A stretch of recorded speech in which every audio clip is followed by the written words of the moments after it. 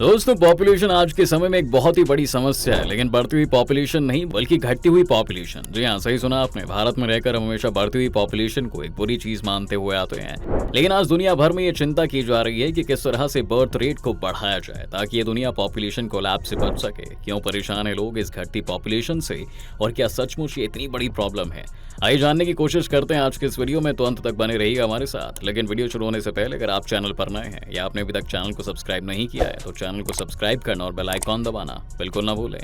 दोस्तों, population collapse का concept समझने से पहले आइए ये देखते हैं कि आखिर हमें दुनिया में कितने लोगों की जरूरत है। अब इसे मेजर करने के लिए एक्सपर्ट्स रिप्लेसमेंट रेट का कॉन्सेप्ट इस्तेमाल करते हैं। रिप्लेसमेंट रेट यानी कि एक देश को कितने बच्चों की जरूरत है जो कि उनकी करंट पॉपुलेशन को रिप्लेस कर सकते हैं। एक कपल को रिप्लेस करने के लिए 2 बच्चों की जरूरत पड़ती है, लेकिन कुछ लोग ऐसे भी होंगे जो कभी बच्चे नहीं करेंगे या फिर जो शादी होने से पहले ही मर जाएंगे। ऐसे में रिप्लेसमेंट रेट को 2 नहीं बल्कि 2.1 माना जाता है। अगर औरतों की फर्टिलिटी रेट इससे ज्यादा होगा तो जनसंख्या बढ़ेगी और फर्टिलिटी रेट कम होगा तो जनसंख्या कम होगी।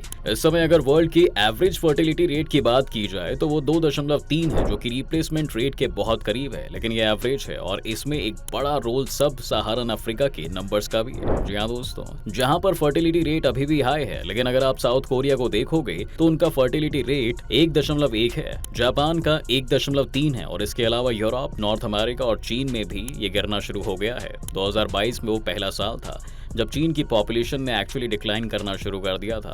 प्रॉब्लम सिर्फ ये नहीं है कि लोग बच्चे पैदा नहीं कर रहे हैं, बल्कि समस्या ये भी है कि लोग बूढ़े भी होते जा रहे हैं और हर साल बूढ़े लोगों की संख्या बढ़ रही है। इससे होता ये है कि फिर बूढ़े लोग इकोनॉमी में कंट्रीब्यूट नहीं कर पाते और ज्यादा लोगों का भार कम लोगों पर आ जाता है। जिस तरह अब जापान और साउथ कोरिया जैसे देशों में होने लगा है। पॉपुलेशन कोलैप्स की भविष्यवाणी करने वाले लोग मानते हैं कि इससे हमारी सिविलाइजेशन के प्रोडक्टिव आउटपुट पर भी फर्क पड़ेगा और जो गति हमने विकास की पकड़ी है वो भी स्लो हो जाएगी। वहीं दूसरी ओर ऐसे भी लोग हैं जो इस बात से इत्तेफाक नहीं रखते हैं। अभी कुछ समय पहले इलॉन मस्क का एक बयान आया था जिसमें वो कहते हैं कि उनके हिसाब से इस वक्त सबसे बड़ी समस्या पॉपुलेशन कोलैप्स है, जिसके जवाब में वायर ने एक आर्टिकल पब्लिश किया था जिसमें काफी इंटरेस्टिंग पॉइंट्स दिए गए थे। इसमें एक पॉइंट ये भी था कि इंसानों की पॉपुलेशन अगर हम लार्जर हिस्ट्री के कॉन्टेक्स्ट में देखें तो बढ़ती घटती ही रही है। पहले के समय में महामारियां आ जाने से अचानक से पॉपुलेशन घट जाती थी। सिर्फ इतना ही नहीं, अभी जो हम इतनी ज्यादा पॉपुलेशन देख रहे हैं वो आखिरी 150 साल की करामात है। जी हाँ दोस्तों, आज से 150 साल पहले इस दुनिया में सिर्फ 1 बिलियन इंसान थे, लेकिन जैसे जैसे साइंस ने बीमारियों से लड़ना आसान बनाया और लाइफ एक्सपेक्टेंसी को बढ़ाया, धीरे धीरे हम 1 बिलियन से 8 बिलियन होते चले गए और हमें ऐसा लग रहा है कि पॉपुलेशन पर ग्रोथ की यही स्पीड नॉर्मल है, जबकि ऐसा नहीं है। इसके अलावा अगर हम ध्यान से सोचें तो जिस तरह से जापान के लोगों की जिंदगी में आज रोबोट्स आम हो गए हैं, हमारी जिंदगी में कुछ सालों में रोबोट्स और एआईज की काफी इन्वॉल्वमेंट हो जाएगी, तो क्या हमें तब सचमुच 8 बिलियन लोगों की जरूरत होगी?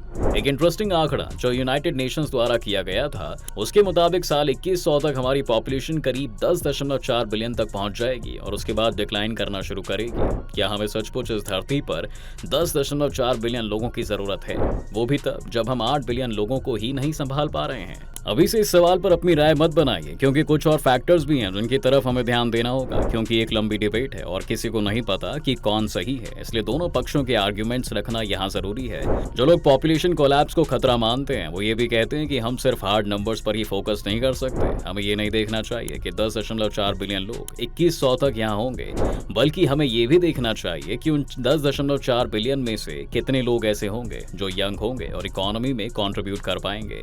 इसके अलावा एक दूसरी प्रॉब्लम जो ह्यूमैनिटी को फेस करनी पड़ेगी वो है माइग्रेशन की। इस समय अमेरिका और कनाडा जैसे देश कम फर्टिलिटी रेट के साथ भी रिप्लेसमेंट रेट अचीव कर पा रहे हैं, जिसकी सबसे बड़ी वजह यह है कि हर साल दूसरे देशों से आए लोग वहां पर रहना शुरू कर देते हैं और उनकी नागरिकता भी ले लेते हैं। अगर दुनिया भर के फर्टिलिटी रेट करने शुरू हो गए तो इससे पॉपुलेशन का स्प्रेड जो है वो काफी अनइवन हो जाएगा। जी हाँ दोस्तों, इसे समझने के लिए एक उदाहरण लेते हैं। मान लेते हैं कि भारत और अमेरिका दोनों का ही फर्टिलिटी रेट एक साथ गिरकर 1 पर आ जाता है। ऐसे में अमेरिका के पास रिप्लेसमेंट रेट पर पहुंचने के सबसे आसान रास्ता यही होगा कि अपने यहाँ पर सिटीजनशिप के रूल्स को थोड़ा ढीला कर देंगे और खुद इंडियंस को वहां पर इनवाइट कर लेंगे। ये काफी नेचुरल सी बात है कि अमेरिका में उन्हें बेहतर स्टैंडर्ड ऑफ लिविंग और सैलरीज मिलेंगी। इससे लोग यहाँ पर माइग्रेट करना शुरू कर देंगे और जब यहाँ से स्किल्ड और टैलेंटेड लोग चले जाएंगे तो जो पॉपुलेशन बचेगी उसकी केयर करने में हमें और भी ज्यादा रिसोर्सेज खर्च करने पड़ेंगे।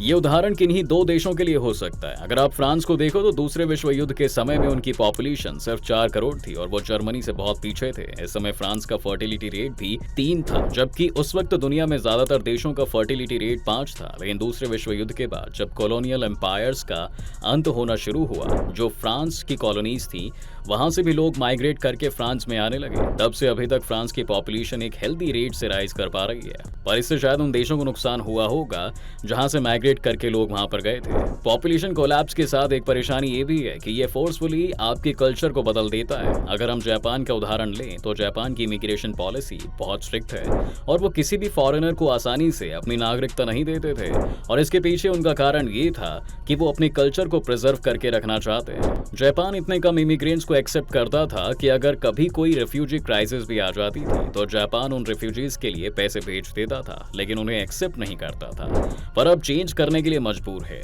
वैसे तो कल्चर्स का आपस में मिलना हमेशा एक अच्छी बात ही होती है, लेकिन कुछ कंट्रीज ऐसी हैं जो अपने कल्चर को लेकर बहुत सेंसिटिव है, इसलिए उन्हें आने वाले समय में काफी प्रॉब्लम आ सकती है। कुछ लोग ये भी कहते हैं कि शायद पॉपुलेशन कोलैप्स को रोकना अब मुश्किल होगा, क्योंकि जितना ज्यादा हम लोग अर्बनाइज हो रहे हैं और साथ ही औरतें ज्यादा फ्री हो रही हैं, उतना ही ज्यादा अब लोग बच्चे पैदा नहीं करना चाहते हैं। इस समय एक मेजर सिटी में रहने वाले बहुत ही कम लोग होंगे जो शायद एक से ज्यादा बच्चों का खर्चा अफोर्ड कर सके, इसलिए हमें इस प्रैक्टिकल रियलिटी से भी जूझना है। पर हो सकता है कि पॉपुलेशन कोलैप्स का सॉल्यूशन हमें टेक्नोलॉजी में मिले। इस समय पॉपुलेशन कोलैप्स की जो सबसे बड़ी चिंता है वो यही है कि अगर हम यंग लोगों को खो देंगे तो मार्केट्स और इकोनॉमी कैसे फंक्शन करेगी। लेकिन ऑटोमेशन और रोबोट्स इसका एक जवाब हो सकते हैं। साथ ही साथ अपनी पीक पर पहुंचने के बाद जब पॉपुलेशन डिक्लाइन करना शुरू करेगी तब हमारी कंजप्शन नीड्स भी कम हो जाएगी। अगर इस दुनिया में कम इंसान होंगे तो हम लोग कम प्लास्टिक प्रोड्यूस करेंगे, कम जंगल काटेंगे और कम पॉल्यूशन करेंगे। ऐसे में हो सकता है कि हम क्वालिटी ऑफ लाइफ को आने वाली पीढ़ियों के लिए काफी इंप्रूव कर दें, लेकिन शर्त यह है कि हमारी टेक्नोलॉजिकल डेवलपमेंट्स उसे सपोर्ट करें। शायद हम लोग पॉपुलेशन कोलैप्स जैसे शब्दों से इसलिए भी डरते हैं क्योंकि इसका एक साइकोलॉजिकल इम्पैक्ट है। इंसान हमेशा से ही साथ रहने के आदी हैं और हमें लगता है कि जितने ज्यादा लोग हमारे आसपास हैं हम उतने ही ज्यादा सेफ भी हैं। इसलिए जब लोग ये सोचते हैं कि तब क्या होगा जब पॉपुलेशन डिक्लाइन पर होगी, तब ये डर भी उनके मन में रहता है कि हम ज्यादा वल्नरेबल हो जाएंगे, पर ऐसा नहीं है। ये एक साइकोलॉजिकल डर है और इतना आगे फ्यूचर में प्रेडिक्ट करना सही भी नहीं है, क्योंकि बार बार हम गलत साबित हुए हैं। इसलिए अगर पॉपुलेशन कोलैप्स की डिबेट को हमें देखना है तो सबसे पहले इस कॉन्टेक्स्ट में देखना होगा कि किन जगहों पर इसका सबसे बुरा असर पड़ने वाला है। वहां पर फर्टिलिटी रेट को बढ़ाने पर काम किया जा सकता है या फिर इमिग्रेशन के थ्रू उसे बूस्ट भी किया जा सकता है, लेकिन अभी भी पैनिक करने की कोई जरूरत नहीं है, खासकर तब तक जब तक ग्लोबल एवरेज रिप्लेसमेंट रेट से आगे है। पर आप इसके बारे में क्या सोचते हैं हमें कमेंट्स में लिखकर जरूर बताइएगा। उम्मीद है दोस्तों आपको आज के इस वीडियो में काफी कुछ नया मिला होगा। अगर आपको ये वीडियो पसंद आया है तो वीडियो को लाइक करें और अगर आप इस चैनल पर नए हैं तो जाने से पहले चैनल को सब्सक्राइब करना भी ना भूलें।